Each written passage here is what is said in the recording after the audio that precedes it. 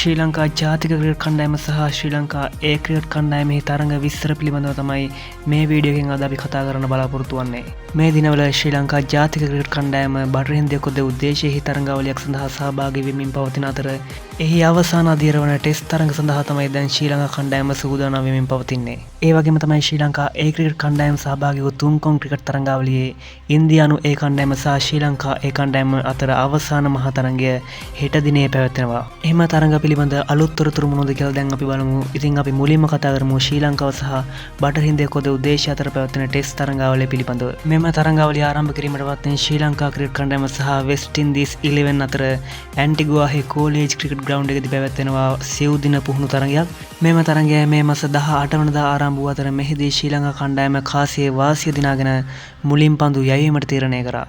ඒ අනුව ප්‍රථමයෙන් පන්දුවට පහර දුන් බටහිර හින්දිය කොදෙව් කණ්ඩායම සියලු දෙනා දැවී ලබාගත්තේ ලකුණු 205ක් පමණයි ඔවුන්ගේ පළවෙනි ඉනිම වෙනුවෙන්. එහිදී අපේ වේග පන්දු යවන ක්‍රීඩක ලහිරු කුමාර හොඳ පන්දු යැවීමක නිරත වූයේ ලකුණු 39ට කඩලු 4ක් ලබා ගනිමින්.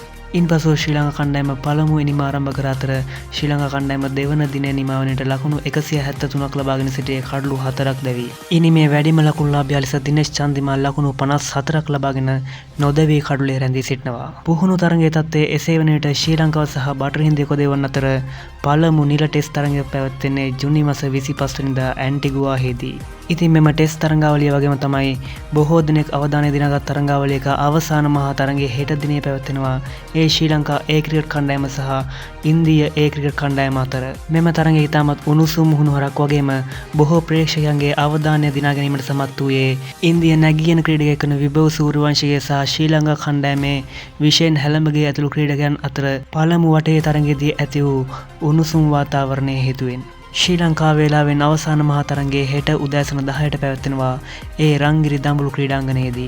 ඒ වගේම තමයි ඔයාලට මේ අවසාන මහා තරඟයේ ටීවී එකෙන් ලයිව් බැලීමට අවශ්‍ය නම් ඩයලොග් ටීවී සහ පියෝ ටීවී හරහා බැලීමට පුළුවන් Sony Sports 10 1 සහ Sony Sports 10 5 හරහා. ඒ වගේම තමයි සියලුම ශ්‍රී ලාංකික ප්‍රේක්ෂකයන්ට මෙම තරඟය YouTube හරහා නොමිලේ නැරඹීමට පුළුවන් ශ්‍රී ලංකා ක්‍රිකට් YouTube channel එක හරහා. එසේනම් ශ්‍රී ලංකා ක්‍රිකට් කණ්ඩායමට සුබ පතමින් අපි සමුගන්නවා හැමෝටම ජයග්‍රහී සතියන්තයක්. ඒ වගේම ඉදිරි තොරතුරු සඳහා රැඳී සිටින SLC Show YouTube channel එක subscribe කරන්න.